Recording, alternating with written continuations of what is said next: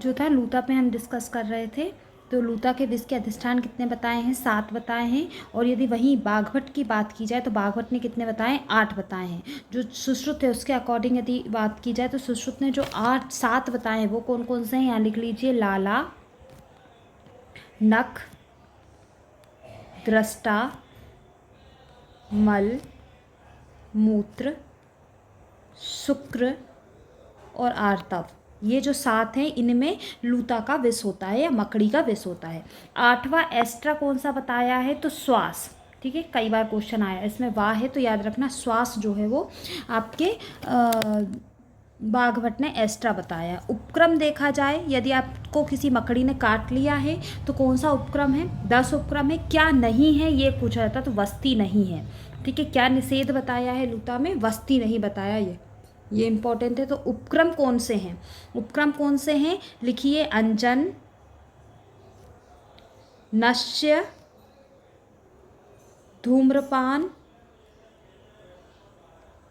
अवपीड़न, ठीक है, अभ्यंग, कवल, ग्रह, तीक्ष्ण वमन,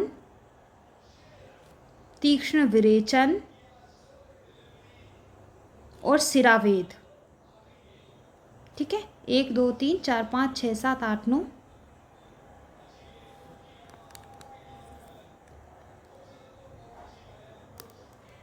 धूम्रपान, अवपीड़क, नश्य है ना, अभ्यंग, एक अभ्यंग रह गया है। ठीक है, ये हो गए 10। ठीक है, तो ये जो है अंजन अभ्यंग दोनों है। तो ये जो 10 है इसमें क्या नहीं है? ये क्वेश्चन पूछा गया है तो वस्ती नहीं है। याद रखना, वस्ती का निषेध बताया है लूता विष के उपक्रम में। ठीक है, एम आई क्लियर? यदि आपको वीडियो अच्छा लग रहा है मेरा पढ़ाना तो प्लीज़ इसको लाइक करना है। ठीक है, असाध्य लूता के 3 भेद होते हैं। ठीक है, ये असाध्य लूता के भेद बताएं। असाध्य लूता के 3 भेद कौन से होते हैं? तीक्ष्ण, मध्यम और हीन विष में। यदि तीक्ष्ण विष वाली लूता आपको मारेगी 7 दिन में मर जाएंगे। मध्यम विष वाली 7 से 10 दिन में। ठीक है, बाघभट्ट ने 10 दिन बताया और सुश्रुत ने बोला है 7 से अधिक। ठीक है, मृदु में 12 दिन में। ठीक, अब लूता के लक्षण भी यहाँ ऐड कर लीजिए। पहले 7 दिन तक कौन से लक्षण आते हैं? यदि लूता पहले दिन अव्यक्त, फर्स्ट दिन आपको आता है कुछ नहीं दिखेगा। दूसरे दिन क्या लिखेगा? सेकंड डे, किनारों पर सूजन, किनारों पर सूजन दिखेगी। ठीक है, और बीच में दबा हुआ। ठीक, तीसरे थर्ड डे और स्पष्ट हो जाएंगे लक्षण। फोर्थ डे विष प्रकोपित हो जाएगा। ये क्वेश्चन आता है कि किस दिन विष का प्रकोप होता है? तो फोर्थ डे विष का प्रकोप होता है। ये इंपॉर्टेंट है, कई बार क्वेश्चन आया है, स्टार लगाइए इस पर। फिफ्थ डे क्या होगा? विष प्रकोपजन्य रोग हो जाएंगे। ठीक है, छठे दिन मर्माघात। ये भी क्वेश्चन आया है, मर्माघात किस दिन आता है? मर्माघात छठे दिन होता है। 7वें दिन क्या हो जाएगा? मर जाएगा, या तो मर जाएगा या सही हो जाएगा। ठीक है, तो ये जो लूता के लक्षण है 7th डे के, जिसमें 4th 6th और 7th इंपॉर्टेंट है। ठीक, अब अगला टॉपिक पढ़ते हैं। अगला टॉपिक देखा जाए तो मेंढक और गोचर जो एक कीट होता है वो 8 बताए हैं। ठीक है, मेंढक और गोचर। तो मंडूक यानी मेंढक दंश का लक्षण कई बार पूछा गया है। तो यहाँ लिख लीजिए, पीत फेनागमम, मुख से क्या हो जाएगा? पीला फेन आने लगता है, तो मंडूक दंश के लक्षण है। चींटी, मक्खी, छिपकली के भेद कितने बताएं? 6।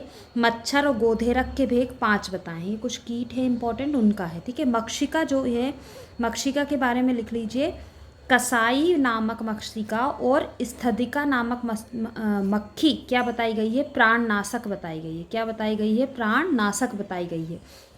जबकि मच्छर में लिख लीजिए, कहीं ना कहीं पूछ गए क्वेश्चन है ना, पर्वतीय मच्छर जो है वो प्राणहर बताया गया। ये क्वेश्चन आया है। ठीक है, प्राणहर कौन सा मच्छर होता है? तो पर्वतीय मच्छर प्राणहर बताया गया है। ठीक, कणभ के भेद लिख लीजिए, ये भी इंपॉर्टेंट है। कणभ जो है वो 4 बताए हैं। ठीक है, सुश्रुत ने। ठीक है, इनके नाम भी आप चाहें तो याद कर सकते हैं, वैसे इंपॉर्टेंट नहीं है। यदि आपको सिर्फ डिजिट्स याद हैं तो ये मोर देन इनफ है। ठीक है, फिर जो अगला आता है, अगला है चरक के अनुसार दोष आधिक्य। किस में क्या होता है? तो वात प्रधान क्या बताया गया है, उच्चिंड और वृश्चिक का विष, ये क्वेश्चन आया है। वृश्चिक का विष और उच्चिंड जो है वो वात प्रधान होता है। वात पित्त प्रधान कीट विष बताया गया है। कफ प्रधान कणभ विष बताया गया है, जो मैंने 4 प्रकार के होते हैं आपको बता दिया है। ये किसके अनुसार है, चरक के अनुसार है। सुश्रुत ने क्या बोला है, सुश्रुत ने बोला है कीट विष को इन्होंने वात कफ प्रधान बताया है, ये इंपॉर्टेंट है। जबकि बाघभट्ट ने कीट विष को कफ प्रधान बताया है और चरक ने क्या बताया है, वात पित्त प्रधान बताया है। तो यही इंपॉर्टेंट है। सुश्रुत ने वात कफ, बाघभट्ट ने कफ और चरक ने वात पित्त। ठीक है। जबकि जो हिंसक प्राणी हैं, हिंसक प्राणी जो हैं, सुश्रुत बोलते हैं कि उनका विष जो है वो वात कफ प्रधान होता है, जबकि बाघभट्ट बोलते हैं कि वो कफ प्रधान ही होता है। ठीक है। सुश्रुत क्या बोलते हैं, वात कफ प्रधान बताते हैं, जबकि बाघभट्ट क्या बताते हैं, हिंसक प्राणी को कफ प्रधान बताते हैं। ठीक है। अलर्क विष यानी कुत्ता काटने का, रेबीज वाला कुत्ता काट लेगा तो। चरक क्या बोलते हैं, चरक ने वात पित्त प्रधान बताया है इसको, सुश्रुत ने वात कफ प्रधान बताया है और बाघभट्ट ने कफ प्रधान बताया है। तो एक बात आप याद रखना, वात कफ प्रधान मेनली सुश्रुत सभी को बोलते हैं। ठीक है। तो ये तो आपको याद करने की जरूरत है ही नहीं। बाघभट्ट सबको कफ प्रधान बताते हैं। बस आपको चरक के अकॉर्डिंग एक बार ध्यान में रखना है, किसको वात पित्त बताया है, किसको कफ बताया है और किसको वात बताया है। वृश्चिक विष का पूछा गया क्वेश्चन है। ठीक है। अगला जो है व्रण का सारांश की बात कर रहे हैं, व्रण सारांश की बात कर रहे हैं चरक के अकॉर्डिंग। ठीक है। तो इसका रेफरेंस लिख लीजिए, चरक चिकित्सा स्थान 25वें अध्याय में है व्रण का वर्णन। कारण भेद से व्रण 2 प्रकार के होते हैं, निज और आगंतुज। नानात्मक परीक्षा जो है वो 20 प्रकार की बताई, नानात्मक भेद जो है वो 20 प्रकार के बताए हैं। व्रण परीक्षा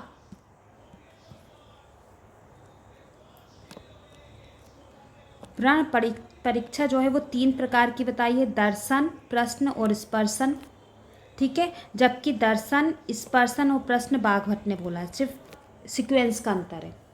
ठीक है। व्रण के स्थान कितने बताए गए हैं, व्रण स्थान नहीं लिखा है, लिख लीजिए। व्रण स्थान जो है वो 8 बताए गए हैं, है ना। त्वचा, सिरा, मांस, मेद, अस्थि, स्नायु और कोष्ठ, ये सुश्रुत ने बताए हैं, चरक ने बताया सॉरी, और सुश्रुत ने संधि एस्ट्रा बताया है ना। व्रण की गंध 8 बताई है। ठीक है। इनके अपन जो नाम है वो सुश्रुत संहिता में ही कंप्लीट करेंगे आप, तो ज़्यादा बेटर रहेगा, यहाँ बहुत किचपिच हो जाएगा, इसलिए जो इंपॉर्टेंट है वो मैं बता दे रही हूँ। व्रण स्त्राव 14 बताए हैं। व्रण के उपद्रव देखा जाए तो, व्रण उपद्रव की बात की जाए तो चरक ने 16 बताए हैं, जबकि जो सुश्रुत जी हैं वो उपद्रव कितने बताए हैं, सुश्रुत जी ने उपद्रव 2 बताए हैं, एक तो व्रण के, दूसरा व्रणी के जिसको हुआ है। तो टोटल व्रण के 5 उपद्रव बताए, व्रणी के 10 उपद्रव बताए, तो टोटल उपद्रव इन्होंने 15 बताए हैं। ठीक है। दोष भेद से आप बात करें व्रण तो 24 प्रकार के बताए हैं, व्रण दोष 24 प्रकार के बताए हैं। सुश्रुत दोष भेद से कितने बताते हैं, 6 बताते हैं। ठीक है। व्रण के उपक्रम की बात की जाए तो चरक 36 बताते हैं, सुश्रुत 60 बताते हैं। आप यदि क्वेश्चन कर रहे हैं, चाहे वो AIA PGT हो, चाहे कोई सा भी एग्जाम हो, तो उसमें ध्यान रखें क्वेश्चन बहुत ध्यान से पढ़ना है, चाहे उसमें 1 सेकेंड आप ज़्यादा ले समय। ठीक है। ठीक है। व्रणोपक्रम की बात कर रहे थे, सुश्रुत ने 60 बताएं। जो क्वेश्चन है वो आपको ध्यान से पढ़ना है, चाहे 1 सेकंड ज़्यादा लेना है कि चरक का पूछा है कि सुश्रुत का पूछा है ना, ये सिली मिस्टेक्स नहीं होना चाहिए। तो इससे जो सिली मिस्टेक होती है ना अपने क्वेश्चन की, वो ये समझ लिया आपके 5 या 3+ क्वेश्चन लेके जाती है कोई भी एग्जाम में, तो ये आप बचा लोगे ना तो आपके 3 नंबर ऐसे ही बच रहेंगे। तो वहाँ थोड़े ओरिएंटेशन सही रखें अपना, घबराए नहीं, है ना। फिर जो अगला है, अगर अगले की बात करें तो शुक्र दोषों का संबंध बताया है। शुक्र दोष देखा जाए तो चरक ने 8 बताए हैं, सुश्रुत ने 11 बताए हैं। चरक के कौन से हैं, फेनिल तनुरूक्षम च विवर्णम पूति पिच्छलम अन्य धातु उपशिष्टम अवसादाति तथाष्टम। चरक चिकित्सा 30 में बताए हैं, है ना। सुश्रुत ने कौन से बताए हैं, 11, वात पित्त श्लेष्म शोणित कूपड़गंधी ग्रंथि पूतिप्यो क्षीण मूत्र पुरीत रेतस प्रजो उत्पादनों न समर्थनावती। सुश्रुत शारीर स्थान 2 में बताए गए हैं, है ना। साध्यता की बात की जाए, देखो वात पित्त कफ रक्तज कूपड़गंधी, ग्रंथि वात कफ होता है, पूतिप्यू में पित्त कफ होता है, क्षीण में वात पित्त होता है, मूत्रपुरी रेतस में त्रिदोषज होते हैं, यही है ना सुश्रुत के 11। असाध्य साध्यता की बात की जाए तो कृष्ण साध्य 4 हैं, कूपड़गंधी, ग्रंथि, पूतिपीयू, क्षूर्ण। असाध्य 2 हैं, मूत्र और पुरुष। और साध्य बाकी 5 बताए गए हैं।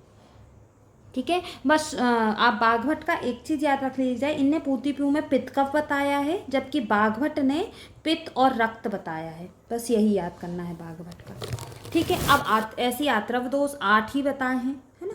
सुश्रुत चरक सब ने आत्रव दोष 8 ही बताए। असाध्य कौन कौन से बताएं? कूपणगंधी, ग्रंथि, पूतिपीयू, मूत्रपुरुष गंधी, ये बताएं। बाकी जो 4 हैं वो साध्य बताए हैं। 4 क्या बताए हैं? साध्य बताएं। जो आपके वात पित्त कफ रहते हैं वो साध्य बताए गए हैं। ठीक है, सुश्रुत शारीर स्थान में बताए गए हैं आपके आत्रव दोष। ठीक है, अब मैथुन स्थिति के अनुसार दोष का प्रकोप मतलब गर्भाधान की स्थिति का वर्णन किया है। यदि स्त्री उत्थान है, ठीक है, यदि इंटरकॉर्स हो रहा है और स्त्री उत्थान है मतलब स्त्री नीचे है और पुरुष ऊपर है तो दोष समावस्था में है।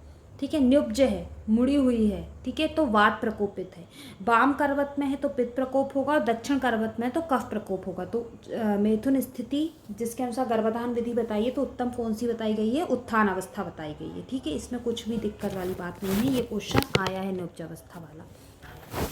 देखो अब इनका वो क्या होगा, यदि दो समावस्था में हैं तो ये तो सही है, करेक्ट पोजीशन यही है ना। यदि न्युब्ज अवस्था में है तो वात प्रकोप है। इससे क्या होगा? इससे योनि में वेदना होगी, ठीक है, और योनि रोग होने की संभावना है। ठीक है, तो ये इसकी होता है। दक्षिण अवस्था में है तो कफ का प्रकोप होगा, जिससे क्या हो जाएगा? गर्भाशय के मुख को बंद कर देता है, गर्भाशय मुख को बंद कर देता है। ठीक है, गर्भाशय मुख बंद हो जाएगा। और वाम अवस्था में पित्त प्रकोप होगा तो शुक्र को क्या कर देगा? विदग्ध कर देगा, तो जिससे गर्भधान नहीं होगा। तो इसका जो फल है वो भी इम्पोर्टेंट होता है।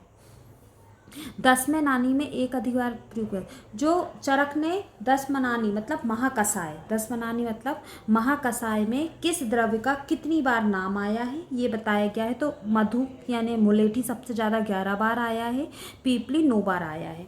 ठीक है, विरेचन आश्रय 6 बताए हैं, मूल, पत्र, फल, पुष्प, त्वक और क्षीर। विरेचन योग देखा जाए तो विरेचन योग कितने हैं? विरेचन योग देखा जाए तो विरेचन योग कितने बताए गए हैं? विरेचन योग बताए गए हैं 355 और वमन योग 355 और विरेचन योग 245 बताए गए हैं। ठीक है, जो 6 आश्रय हैं वो कौन कौन से हैं? मूल, पत्र, फल, पुष्प, त्वक और क्षीर। ठीक है, ऐसे ही सिरोविरेचन के आश्रय द्रव्य भी बताए गए हैं, यही लिख लीजिए। सिरोविरेचन के आश्रय द्रव्य कितने बताए गए हैं? आश्रय 7 बताए गए हैं। कौन कौन से? मूल, त्वक, पत्र, पुष्प, फल, कंद और निर्यास। ठीक है, इसका जो है रेफरेंस है चरक विमान स्थान अध्याय 8 और विरेचन का रेफरेंस है चरक सूत्र स्थान अध्याय 4।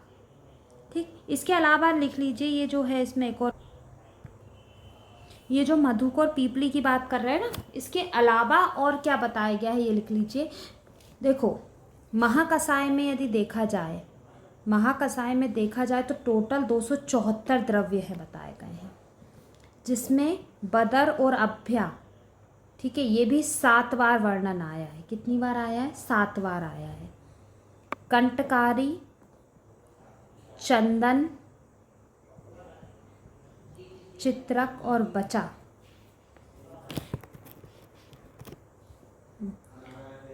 क्या क्या थे? कंटकारी, चंदन, चित्रक और बचा, ये कितनी बार बताए गए हैं? ये 6 बार बताए गए हैं। कितनी बार बताए गए हैं? 6 बार बताए गए हैं। ठीक है, ये मैंने जो एक्स्ट्रा थे आपके मधुक और पीपली के अलावा वो बता दिए। अब जो है कुछ यहाँ ऊपर आ जाइए थोड़ा सा।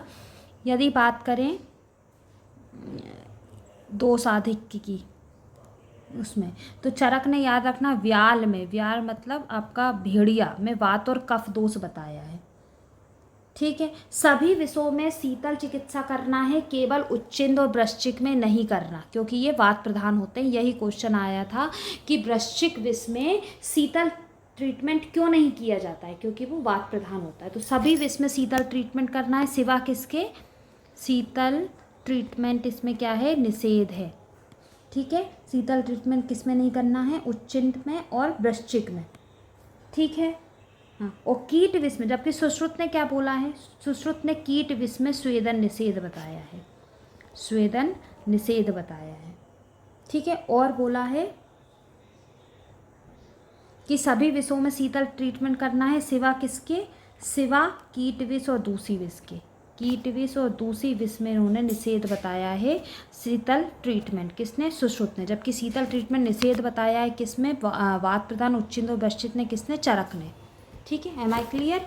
अब एक और चीज़ लिख लीजिए, कंटकारी, चंदन, चित्रक बचा 6 बार, वो मैंने लिखवा दिया था। इसके अलावा लिख लीजिए उसीर और मुस्तक, उसीर और मुस्तक कितनी बार आया है, 5 बार आया है।